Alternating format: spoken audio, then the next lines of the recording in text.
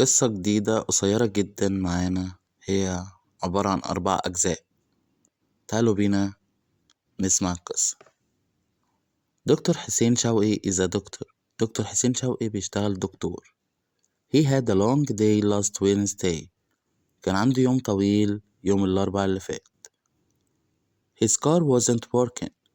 عربيته ما كانتش شغالة، عربيته كانت عطلانة. So first he walked with his daughter زينب. فأول حاجة عملها إن هو اتمشى مع بنته زينب to a bus stop لحد محطة الأتوبيس where she could catch a bus to her school، اللي هتقدر تاخد منه الأتوبيس عشان تروح بيه المدرسة. Then he stopped a taxi to go to work. وبعد كده هو وقف لنفسه تاكسي علشان يروح بيه الشغل. ده كان الجزء الأول، كملوا معايا الجزء التاني والتالت والرابع.